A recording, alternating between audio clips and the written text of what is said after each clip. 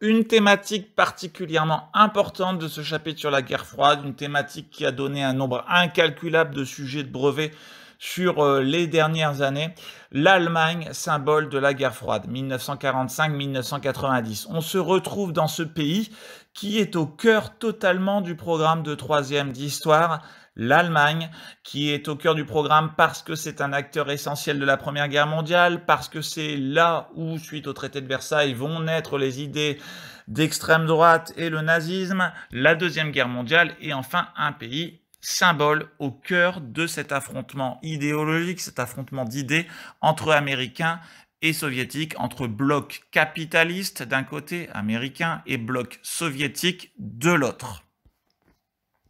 Alors en quoi l'Allemagne est-elle au cœur? Déjà, tout simplement géographiquement.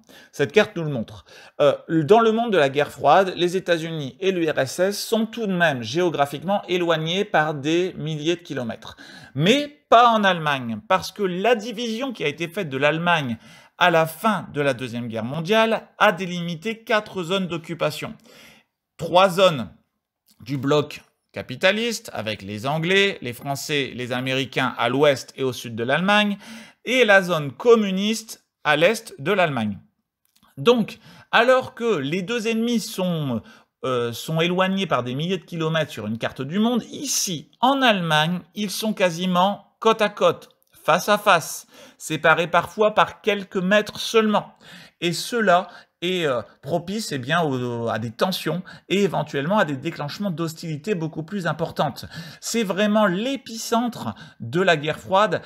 C'est un des endroits, l'Allemagne, où la guerre froide aurait pu dégénérer dans un affrontement atomique, parce que les frictions, les tensions avaient beaucoup plus de chances de se déclencher à cet endroit-là qu'ailleurs. Alors, on a parlé de la division en 4 de l'Allemagne, mais aussi la division en 4 de Berlin. Berlin, la capitale de l'Allemagne, au départ, elle aussi est divisée en 3 zones capitalistes à Berlin-Ouest, les Français, les Anglais, les Américains, et en une zone communiste à l'Est, dominée par l'URSS, évidemment. Alors là, à nouveau, on se retrouve dans une ville, et d'une rue à l'autre, on va passer d'une zone capitaliste à une zone communiste. Donc, c'est-à-dire à une zone avec des soldats de l'Ouest, d'un côté, américains, anglais ou français, et de l'autre, des soldats communistes. Le risque que cela dégénère est donc particulièrement important à cet endroit. Voilà ici l'exemple, avant 1961, des panneaux en plusieurs langues, en 4 langues, donc l'anglais, le russe, le français et l'allemand, qui présentaient le passage d'une zone à l'autre. Il suffisait de passer ce panneau pour sortir de la zone américaine et entrer dans une autre zone potentiellement communiste. Ainsi, on passait du capitalisme au communisme en faisant quelques pas, chose inédite à travers le monde. Voilà, nous voilà en dessous de ce panneau, et nous avons au premier plan des soldats américains, et une dizaine de mètres plus loin, des soldats russes. Ainsi, dans la guerre froide, où les deux camps se détestent, ils se haïssent, ils sont dans un affrontement qui est un véritable affrontement de guerre, on a des soldats qui sont face à face, armés, jusqu'aux dents. Le risque que cela dégénère est énorme. On peut d'ailleurs se demander comment cela a pu être possible quand autant d'années de guerre froide et de proximité entre les deux camps, il n'y ait jamais de dérapage qui implique et qui ait surtout comme conséquence le déclenchement d'une guerre atomique à l'échelle mondiale. Alors Berlin va être le lieu de crise, des moments où le long de ces frontières, de ces espaces de proximité entre les deux camps ennemis, les tensions vont augmenter. 1948-1949, d'abord le blocus de Berlin. Il va s'agir d'une volonté de Staline on ne peut pas le dire autrement, de faire dégager les Américains, les Anglais et les Français de Berlin-Ouest. On va voir après dans une autre carte pourquoi. Pour Staline, Berlin-Ouest, donc maîtrisé par les Français, les Anglais et les Américains, est une verrue au milieu de la zone communiste. Si on le voit sur la carte de gauche, Berlin est une anormalité, est une exception. On est dans une zone qui est complètement rouge, qui est complètement communiste, et on a une zone verte au milieu de cette grande zone rouge. Pour Staline, il faut s'en débarrasser, ce n'est pas possible, cela l'empêche sans doute aussi de mener à bien sa politique communiste comme il le souhaite. Il veut contraindre les capitalistes, les Français, Anglais et Américains, à débarrasser le plancher. D'où ce blocus qui va commencer en 1948. Comme son nom l'indique, c'est un blocus, c'est-à-dire que Staline va mettre en place le blocage de Berlin-Ouest. Il s'agit pour lui, en 1948, de couper les accès à Berlin-Ouest de manière terrestre, c'est-à-dire que les routes et les voies ferrées par lesquelles le ravitaillement de Berlin-Ouest pour les Américains, les Anglais et les Français était permis par les traités qui avaient été signés à la fin de la Deuxième Guerre mondiale, vont être coupés, fermés par les Russes. On ne passe plus. Ainsi, l'objectif pour Staline est d'asphyxier les Français, les Anglais et les Américains, les obliger à quitter Berlin-Ouest faute de ravitaillement et faire souffrir d'une certaine manière la population berlinoise qui vit sous la domination de ces pays-là. Cela veut dire que on va manquer de nourriture, on va manquer de charbon, on va manquer d'énergie à Berlin-Ouest. Les Russes vont également couper les centrales électriques. Bref, on va manquer de tout et c'est une manière de mettre en difficulté les capitalistes et de les forcer à s'en aller. Seulement, nous sommes dans le contexte de la guerre froide. Dans cette guerre où l'on ne peut pas s'affronter militairement, il est hors de question de montrer une faiblesse face à l'ennemi. Il est hors de question de se soumettre. Et les Américains vont appliquer ce principe-là. Pas question d'obéir à Staline. Pas question finalement de montrer que l'on est faible et que l'on n'est pas capable de faire face à ce blocus. Pendant des mois, les Américains vont donc ravitailler Berlin-Ouest, une ville d'1 million d'habitants, par avion. Les avions vont ainsi amener toute la nourriture nécessaire, mais également le combustible nécessaire pour faire vivre relativement correctement la population qui vit à cet endroit-là, manière de contrecarrer le blocus imposé par Staline. C'est donc par voie aérienne que ce ravitaillement va arriver, comme le montre cette photographie où l'on voit la population ouest berlinoise qui voit atterrir des avions. Eh bien oui, des avions atterrissaient et décollaient chaque minute pendant toute la durée de ce blocus qui va durer quasiment 9 mois, afin de ravitailler donc le million d'habitants de Berlin-Ouest. Les Américains disposaient en effet d'un aéroport à Berlin-Ouest, l'aéroport de Tempelhof, qui avait été bâti par les nazis et qui va bien rendre service cette fois-ci, afin d'éviter de céder face à Staline et donc en quelque sorte de montrer une faiblesse face aux communistes. Finalement, après 9 mois de blocus, se rendant compte que celui-ci ne fonctionne pas, Staline décide de jeter l'éponge. Il cesse ce blocus, mais néanmoins, vu qu'à nouveau, il n'est pas question de montrer qu'on a subi un échec, que l'on a une faiblesse, eh bien, il va, dans une certaine manière, se venger en divisant l'Allemagne en deux. Une Allemagne qui s'appellera la RFA, République fédérale allemande à l'ouest, sous domination capitaliste et au mode de vie capitaliste, qui vit, si l'on veut, à l'américaine, à l'occidentale, et la RDA, République démocratique allemande, à l'est, totalement communiste, vivant sous le mode de vie communiste. Pour Berlin, ça ne change pas, on reste selon le même fonctionnement, mais en tout cas, les frontières sont fermées. Plus question de passer d'une zone à l'autre. Pour Staline, c'est sa manière, en quelque sorte, de punir les Allemands et le camp capitaliste en organisant cette division de l'Allemagne. Il n'y a plus une Allemagne, il y a deux Allemagnes, RFA et RDA, et cela va durer quasiment 40 ans, c'est-à-dire que pendant 40 ans, dans toutes les compétitions sportives, Jeux Olympiques, Coupe du Monde, eh bien, il y aura deux équipes allemandes, la RFA capitaliste, la RDA communiste, et surtout la RDA communiste, qui porte bien mal son nom, République démocratique allemande, elle n'a strictement rien de démocratique, mais bon, eh bien, va être en quelque sorte une vitrine du communisme pour Staline et va être en quelque sorte le pays communiste le plus important pour l'URSS. Alors, autre tension qui va exister en Allemagne et à nouveau à Berlin, les émeutes du 17 juin 1953. En effet, eh bien, ces émeutes qui sont relativement peu connues vont être un moment de tension important et tout va naître dans la partie communiste de Berlin.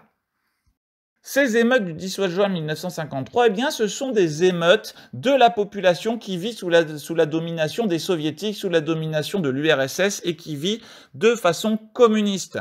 Des émeutes pour montrer leur mécontentement face à la manière dont on les oblige à vivre. La population vivant sous domination communiste n'en peut plus des cadences de travail qu'on leur impose, tout ça relié à un niveau de vie, à un confort de vie qui est faible, des salaires qui sont faibles, etc. Il va donc y avoir une insurrection, une révolte de cette population de Berlin-Est. Mais comme le montre cette photographie, pour l'URSS, pas question d'accepter une révolte. On nous rappelle quand même qu'on n'est pas dans une démocratie dans le système communiste. Et pas question d'accepter cette révolte de la population. Et cette révolte va être matée de manière excessivement brutale par l'intervention notamment des chars soviétiques. À nouveau sur cette photographie, les chars soviétiques qui interviennent face aux populations, cela va se faire d'une manière excessivement violente. On va avoir notamment énormément d'emprisonnements, des personnes qui vont être emprisonnées donc par la police communiste à ce moment-là, et certains ne sortiront jamais des prisons communistes après cette insurrection de 1953. Il est hors de question pour l'URSS de montrer une quelconque faiblesse, et donc l'intervention va être excessivement brutale. Et l'URSS va présenter cette émeute comme étant un complot des puissances occidentales, c'est-à-dire un complot des États-Unis, de l'Angleterre, de la France, afin de déstabiliser la partie communiste de Berlin. Évidemment, c'est de la faute des Occidentaux, absolument pas à cause de la situation et de la vie telle qu'elle était imposée aux habitants de Berlin-Est. Ces premières émeutes vont surtout montrer la brutalité du système communiste dans sa manière de réagir face au mécontentement social des populations. Mais la crise principale de cette Allemagne va être évidemment la crise qui commence dans la nuit du 12 au 13 août 1961 avec la construction du mur de Berlin. Allons-y pour l'explication de ce moment essentiel de la guerre froide. Depuis 1949, on l'a expliqué, donc l'Allemagne est divisée en deux. La RFA à l'ouest, qui est l'ancienne zone anglaise, française et américaine, la RDA à l'est. La frontière entre l'est et l'ouest est fermée. Mais néanmoins, il reste une possibilité de passage pour les populations qui est Berlin. En effet, il était encore possible, avant le mois d'août 1961, pour un habitant dans la zone rouge, un habitant de la zone communiste de RDA, de passer du côté ouest à Berlin. En effet, il n'y avait pas de frontière infranchissable à Berlin et l'on pouvait passer toujours de Berlin-Est à Berlin-Ouest. En 1961, le chef de l'URSS et les dirigeants de la RDA, alors le chef de l'URSS c'est Nikita Khrouchtchev, les dirigeants de la RDA c'est Erich Honecker, vont décider de couper cette possibilité. En effet, ils se rendent compte que au cours des années précédentes, on a des centaines de milliers de personnes qui vivaient en RDA, qui vivaient dans le communisme, qui ont profité de cette frontière par laquelle on pouvait passer pour fuir, pour quitter le communisme. Ils s'installaient à Berlin-Ouest ou bien tout simplement, ils prenaient un avion à Berlin-Ouest et s'envolaient pour l'Allemagne de l'Ouest, pour la France, pour l'Angleterre, pour les États-Unis. C'est une véritable hémorragie de main-d'œuvre, de travailleurs qui est inacceptable pour le communisme. Alors, plutôt que de se remettre légèrement en cause et de se dire pourquoi les gens s'en vont, peut-être n'ont-ils pas tout à fait tout ce qu'il faut, peut-être ne sont-ils pas heureux dans le monde tel qu'on l'a créé, la solution va être de les empêcher de passer. Alors, ce qui également crée d'une certaine manière l'importance de ces migrations, l'importance de ces départs de l'Est vers l'Ouest, c'est aussi que la situation en RDA est difficile. Les populations n'ont pas de liberté d'expression, pas de liberté de circulation. Ils vivent... Alors, de manière égale, tout le monde a un travail, tout le monde a un salaire, tout le monde a un appartement, mais certains ambitionnent d'autres choses et rêvent d'autres choses. Et puis, il y a aussi qu'il était tout à fait possible de passer à Berlin-Ouest et de voir comment on vivait dans le capitalisme. Et le capitalisme a beaucoup de défauts, a ses défauts, mais il a la possibilité de faire rêver les habitants de RDA qui allaient à Berlin-Ouest, découvraient les grandes marques, découvraient aller boire un coca en terrasse, aller au cinéma, découvraient ce qu'était la liberté d'expression, découvraient la mode occidentale, la musique occidentale dans les années 60, le début du rock, etc. Et ils se disaient, pourquoi est-ce que je n'irais pas vivre dans ce monde-là où j'aurais la liberté et où il y aurait a priori beaucoup plus de divertissement et beaucoup plus de choses excitantes. Bon, alors, cette hémorragie de population est inacceptable pour les communistes. Ils décident de couper court, on va empêcher le passage. C'est ici la raison principale de la construction de ce mur. Alors ce mur, au départ, n'en est pas réellement un. Dans la nuit du 12 au 13 août 1961, les communistes décident d'empêcher tout passage. Ça commence par le fait de mettre des gardes à la frontière, de mettre des barbelés, et ensuite un mur de parpaing va s'élever et va être construit dans les semaines qui suivent. Alors cette photo, elle est incroyablement emblématique parce que nous avons ici une photographie qui présente un garde frontière de RDA, communiste, qui se rendant compte que pour lui, c'est le moment ou jamais. Les frontières vont être fermées, le passage ne sera plus jamais possible de l'Est vers l'Ouest. Eh bien, il décide de faire le grand saut au sens propre comme au sens figuré. Et il va passer au-dessus des barbelés qu'il était censé garder pour rejoindre la zone capitaliste, la zone de Berlin-Ouest. Cette image est devenue un symbole du passage vers la liberté, vers le monde capitaliste, et est également une image permettant d'illustrer les débuts de ce mur. Alors ce mur, s'il est au départ uniquement un mur de barbelés, va devenir au fur et à mesure un mur bien plus important que cela. Au départ, on a des barbelés, puis on a des parpaings, et ensuite on a la création d'une véritable zone frontière gardée afin d'éviter toute tentative de passage de l'Est vers l'Ouest.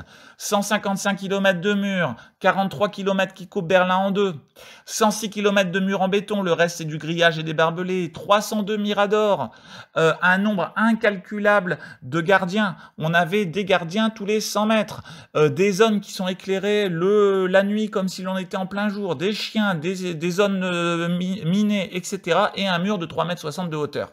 Bref, le but est de rendre le passage totalement impossible, en quelque sorte d'enfermer les habitants de RDA à l'intérieur de leur propre pays, ce que nous allons voir dans la diapo suivante, qui est une reconstitution en image de synthèse particulièrement bien faite, qui a été réalisée à l'occasion des 20 ans de la chute du mur de Berlin en 2009, qui s'appelle Emmuré. Je vous laisse découvrir cette remarquable reconstitution. Cette frontière coupe l'Allemagne en deux. Elle est une ligne de démarcation entre l'Est et l'Ouest, entre le communisme et la démocratie. Sa seule raison d'être, empêcher les citoyens de la RDA, à l'Est, de fuir à l'Ouest, en République fédérale d'Allemagne.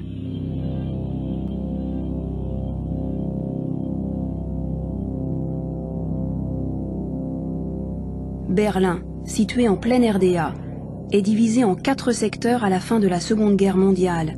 Depuis 1961, les secteurs occidentaux sont verrouillés par une frontière de quelques 155 km de long, le mur.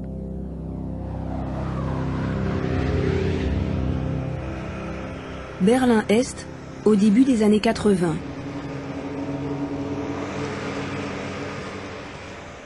Cette rue s'arrête à la frontière avec Berlin-Ouest. Il faut des autorisations spéciales pour se rendre ici. Par exemple, pour visiter le cimetière, côté gauche. Depuis la construction du mur, il se trouve en zone frontalière.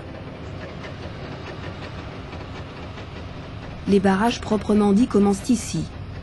Au-delà, on risque sa vie. Le citoyen lambda de la RDA ne pourra jamais se rendre de l'autre côté de ce premier mur. Cette bande frontalière est surveillée de près. Voici à quoi elle ressemblait au début des années 80. Elle est constamment renforcée.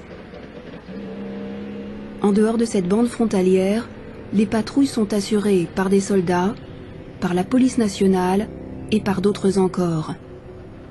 Empêcher les fuites. En Allemagne de l'Est, c'est une action concertée de grande envergure. Ici, 2 soldats surveillent un secteur de 200 mètres. Pour l'ensemble de Berlin, les troupes gardes-frontières comptent environ 12 000 hommes. L'obstacle suivant, la clôture de détection. Il suffit de la toucher pour déclencher une alarme silencieuse.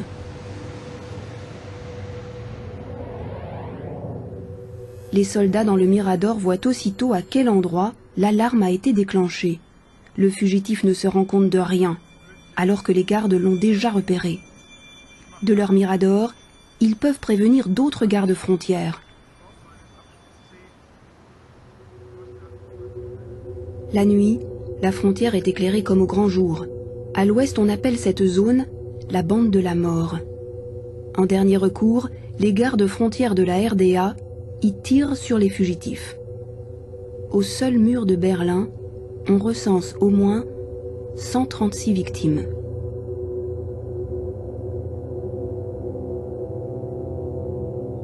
Située dans la zone frontalière, l'église de la Réconciliation.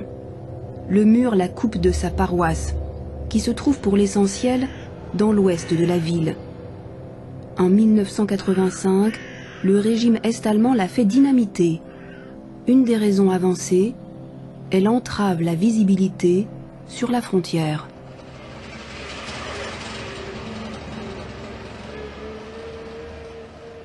Ces barrages bloquent tous les véhicules, ceux des fugitifs et ceux des soldats. De l'autre côté, un paillasson hérissé de pointes de 14 cm est mis en place. Les gardes frontières est-allemands l'appellent le plancher d'asperges. À l'ouest, on le surnomme la pelouse de Staline. Dans ce sable régulièrement lissé, chaque fugitif laisse des traces bien nettes. Et voici le mur de Berlin, tel que nous le connaissons. 3,60 m de haut, le dernier barrage avant l'ouest. Ici, même le côté ouest du mur est encore en territoire est-allemand. Par endroits, il est donc percé de portes. Il faut 2 gardes frontières pour l'ouvrir. Cela leur permet de contrôler l'état du mur côté ouest.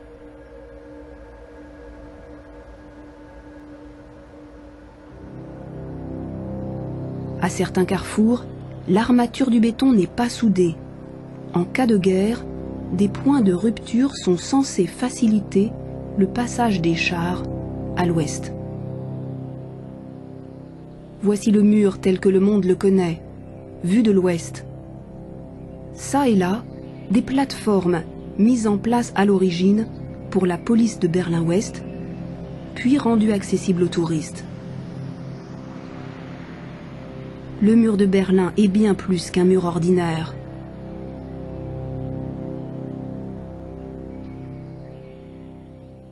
Berlin est un cas particulier. Berlin-Ouest, de facto une ville d'Allemagne fédérale, enclavée en territoire est-allemand. La frontière interallemande, longue de 1378 km, sépare les deux pays. Hüttensleben, un village d'Allemagne de l'Est qui jouxte la ligne de démarcation. Déjà, à 5 km de la frontière, il y a des postes de contrôle. Pour rejoindre le village, il faut une autorisation spéciale. La commune de Hüttensleben. Ici, à la frontière, les gens vivent sous la menace d'un déplacement forcé vers l'intérieur. Dès les années 50, ceux que l'on soupçonne de vouloir fuir sont contraints au déménagement. Par exemple, dans le cadre de l'action « Vermine », pour reprendre le jargon du régime communiste.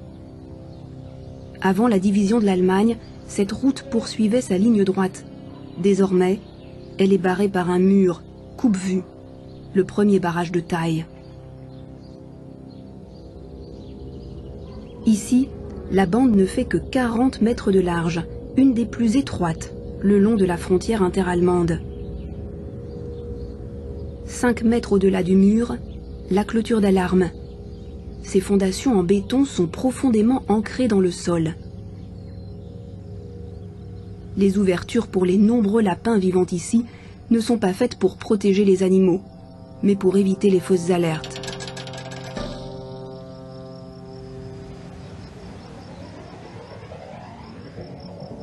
Dans le Mirador, 6 soldats sont de faction jour et nuit. 2 sont installés en haut, 4 autres sont de permanence dans une pièce du bas.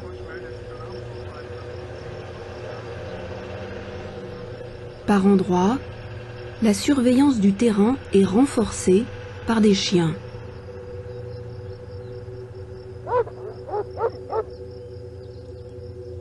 Un autre système d'alarme, le dispositif d'avertissement des gardes. Celui qui trébuche sur le fil déclenche le système qui tire une balle éclairante de couleur jaune. Bien éclairée la nuit, la bande de la mort. Ici, on tire à balles réelles. Autre danger, les champs de mines. Jusqu'en 1983, ils étaient nombreux le long de la frontière. De l'autre côté de ce tronçon, un deuxième dispositif d'alarme envoie des balles éclairantes de couleur rouge. Les gardes frontières connaissent maintenant la distance que le fugitif a pu parcourir.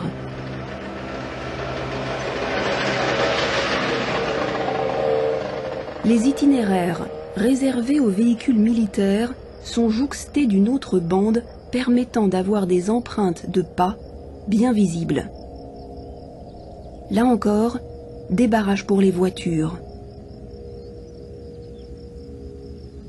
Seuls les endroits à très haut risque de fuite ont un mur en béton. Mais le plus souvent, la frontière interallemande est délimitée par une clôture de 3 mètres de haut. Entre le mur et la clôture, une porte. Ces quelques mètres sont encore sur le territoire est-allemand. Seuls y ont accès des éclaireurs et des soldats particulièrement fiables.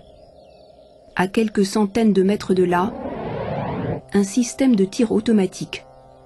Au moindre mouvement du fil, il tire des projectiles d'acier aux arêtes vives. Jusqu'en 1983, il y avait environ 60 000 systèmes de tir automatique. La frontière interallemande, ce sont des centaines de fugitifs qui y trouvent la mort. Le régime communiste de la RDA a emmuré ses habitants.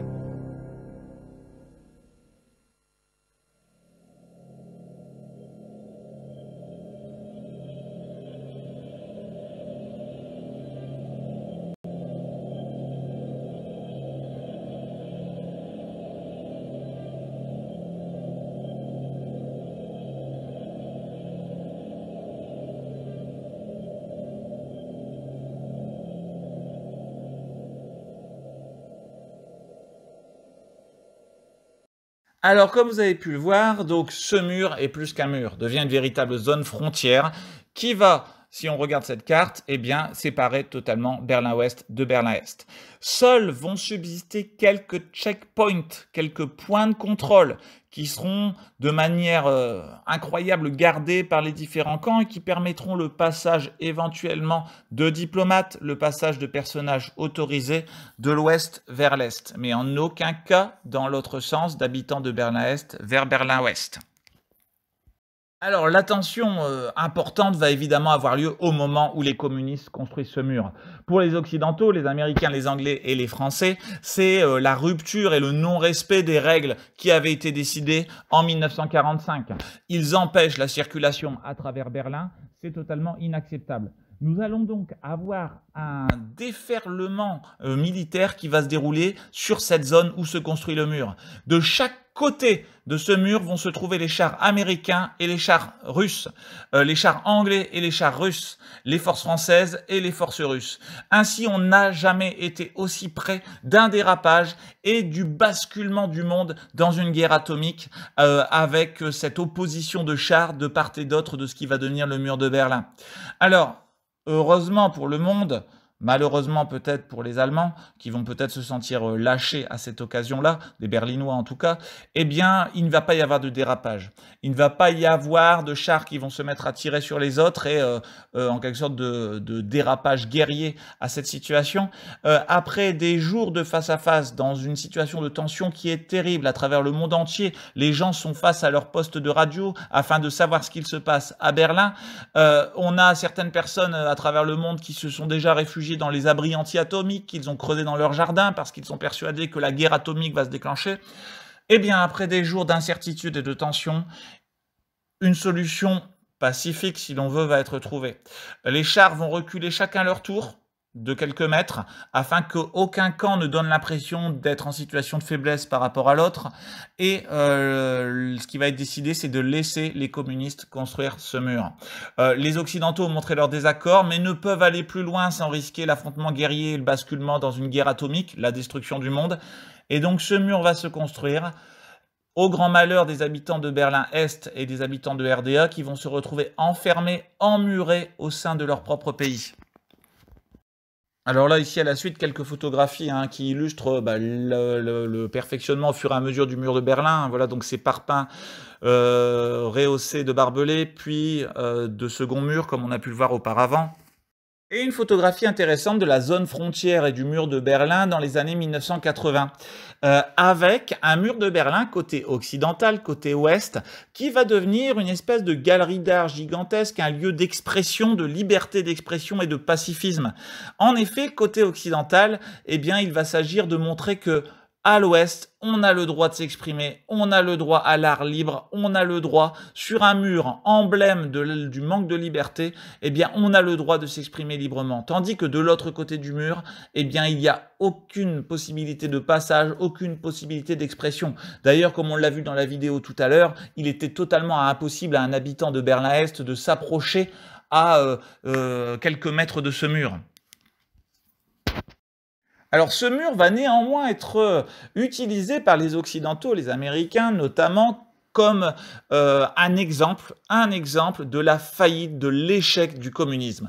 John Fitzgerald Kennedy, président des États-Unis, se rend en 1962 devant le mur de Berlin, à Berlin-Ouest, et va faire un discours resté incroyablement célèbre qui va être appelé « Ich bin ein Berliner », « Je suis un Berlinois ». En tant qu'habitant du monde libre, je suis un Berlinois qui se bat pour ses libertés. Et surtout, il va dire dans ce discours ce qui est essentiel, c'est que un pays n'a pas à enfermer ses habitants à l'intérieur de celui-ci. Il va dire que les États-Unis ont des défauts, que les États-Unis et le capitalisme ne sont peut-être pas le modèle parfait, mais que les Américains n'ont pas besoin de retenir les habitants à l'intérieur de leur pays. Les habitants partent s'ils veulent partir, mais ils ne le font pas. Il dit si un pays est obligé de retenir ses habitants, c'est bien la démonstration implacable de l'échec du système de ce pays-là, du système dans lequel fonctionne ce pays-là. Donc c'est l'échec du communisme qui est démontré dans ce célèbre discours « Ich bin ein Berliner ». Alors ce discours qui sera fait devant une foule incroyable à Berlin-Ouest sera en plus renforcé par des haut-parleurs gigantesques qui, en quelque sorte, feront entendre le discours de Kennedy en direction de Berlin-Est, afin que les habitants l'entendent. Alors évidemment, les communistes ont fait en sorte que ce ne soit pas possible, mais le but était que les habitants de RDA entendent ce discours. Mais ça va rester un des grands discours de la guerre froide, et surtout, eh bien, finalement, une occasion pour les Américains de montrer la supériorité de leur système politique et de leur système tout simplement économique, leur mode de vie sur le mode de vie communiste. Alors cette photo est intéressante également puisqu'elle montre tout à gauche le président américain Kennedy, au centre le maire de Berlin-Ouest, Willy Brandt, et à droite Konrad Adenauer, le chef de la RFA, de l'Allemagne de l'Ouest, qui sont ici devant la porte de Brandebourg, et on voit juste devant cette porte de Brandebourg, symbole de Berlin, eh bien ce mur qui empêche totalement le passage en dessous de cette porte, qui était pourtant censée permettre le passage d'une partie de la ville à une autre. Voilà, cette photographie est également un symbole de ce discours Ich bin ein Berliner de 1962. Alors, le mur de Berlin va donc exister à peu près 28 ans, jusqu'à cet événement du 9 novembre 1989, la chute du mur. Alors, pour revenir quand même sur ces 28 années de mur de Berlin, il faut savoir qu'il y aura des tentatives d'évasion, des tentatives de fuite et de franchissement de ce mur. Certaines seront des réussites, d'autres seront des échecs, malheureusement, avec la mort des personnes tentant de passer, ou bien leur emprisonnement pour de très longues années dans les prisons de la Stasi, la police politique communiste. Je vous conseille, je ne peux que vous conseiller l'excellentissime film Der Tunnel, Le Tunnel, film allemand sorti il y a une dizaine d'années présentant l'histoire vraie du creusement d'un tunnel de Berlin-Ouest vers Berlin-Est pour faire s'évader, si l'on veut, de Berlin-Est une soixantaine de personnes. excellent film là-dessus, mais d'autres films évoquent également hein, les tentatives d'évasion. On peut parler du Pont des Espions avec Tom Hanks, etc. Bon, en tout cas, on revient ici à nos moutons, c'est-à-dire au 9 novembre 1989 et à la chute du mur. On est vers la fin de la guerre froide, à un moment où l'URSS commence à s'affaiblir. L'URSS est dirigée depuis 1985 par Mikhaïl Gorbatchev, qui va aussi assouplir le communisme, qui d'une certaine façon hérite d'une URSS en faillite, en difficulté financière, en difficulté à peu près dans tous les domaines. Et le 9 novembre 1989 va être un peu le déclenchement de la fin de la guerre froide également. Alors comment on en arrive à ça? Comment on en arrive à des habitants de RDA qui enjambent, montent sur ce mur, dansent et font la fête de la joie sur ce mur qu'ils n'ont jamais pu approcher pendant 28 ans? Là, s'approcher du mur était totalement impossible. Alors tout va venir d'un énorme malentendu, mais également d'un malentendu qui va être laissé, on va dire, possible par l'URSS. Le 9 novembre 1989, eh bien, lors d'une conférence de presse de RDA, va être annoncée par erreur la liberté de circulation. Cela faisait quelque temps qu'en RDA, les difficultés s'amoncelaient, les difficultés de vie quotidienne, des salaires très très bas, une difficulté à s'alimenter, bon, à s'équiper, une population qui vivait dans la morosité, on va dire, de cette RDA. Et bien, dans ce gouvernement de RDA, en plus, qui vient de changer de chef, puisque Egon Krenz vient de remplacer Erich Honecker, qui dirigeait d'une main de fer la RDA depuis une bonne trentaine d'années, eh bien, par erreur, va être annoncée la libre circulation des hommes. C'est-à-dire la possibilité pour des habitants de la zone communiste, a priori, de pouvoir passer vers la zone capitaliste. Alors, cela paraît incroyable. Ça va d'ailleurs, c'est une erreur, c'est-à-dire que ça ne devait pas être annoncé de cette façon-là. Et les habitants de Berlin-Est vont tenter le coup. Ayant entendu cette information dans cette conférence de presse à la télévision communiste, ils vont se diriger vers le mur de Berlin. Ils vont s'en approcher tout d'abord timidement, avant d'essayer de passer, de forcer le passage en quelque sorte au niveau des checkpoints. Alors, il y avait deux possibilités. Soit les gardes frontières tiraient sur la foule, comme ça avait toujours été le cas jusque-là, soit ils laissaient passer. Ordre va être donné depuis la direction de la RDA et aussi de l'URSS de laisser faire, de laisser passer. En quelque sorte, l'URSS va admettre peut-être en tout cas un problème, et on va avoir de manière totalement imprévue, personne n'avait vu la chose arriver, eh bien des manifestations de joie et dans les médias du monde entier, ces images des habitants de RDA qui s'emparent de cet instrument d'oppression et de répression et passées à l'Ouest pour la première fois depuis quasiment 30 ans. Les jours suivants, le mur est toujours pris d'assaut par des habitants de Berlin-Est, de Berlin-Ouest. Des scènes de joie éclatent et de retrouvailles entre des habitants qui étaient séparés depuis quasiment 30 ans.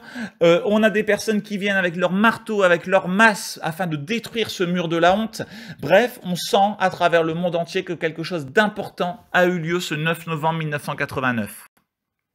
Pour la première fois, des voitures communistes, les Trabants, ici, eh bien, vont passer les checkpoints, vont se rendre à l'Ouest, vont aller découvrir la vie à l'Ouest, la vie dans le monde capitaliste, retrouver la famille dont on était peut-être séparés depuis une trentaine d'années. Bref, le passage est fait, le mur est tombé ce 9 novembre 1989. Alors ici, une autre image particulièrement symbolique de ce mur qui va être découpé à la meuleuse, qui va tomber et qui est ouvert de part et d'autre, permettant en quelque sorte de réunifier les deux parties de Berlin, de réunifier les deux peuples en un seul.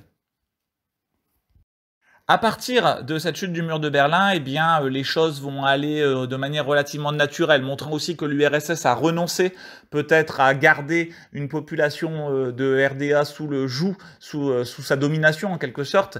Et un an à peine plus tard, eh bien, il y aura la réunification, c'est-à-dire la fin de la RFA et de la RDA qui étaient séparées depuis 40 ans, depuis 1989, et le retour d'une Allemagne unie. Ainsi, l'Allemagne telle qu'on la connaît aujourd'hui n'existe que depuis 1990. Cela ne fait que 30 ans qu'elle existe, puisqu'elle était jusque-là séparée entre RFA et RDA. Et comme le montre ce dessin de presse de l'époque, on enterre le communisme, on enterre l'Allemagne communiste 1917-1990 et on fête le mariage de Monsieur RFA et de Madame RDA. C'est la réunification des deux Allemagnes. Ou encore cette photographie également symbolique, le drapeau allemand dans lequel on a découpé le symbole de la RDA avec la tête de ces deux Allemands qui fêtent la réunification.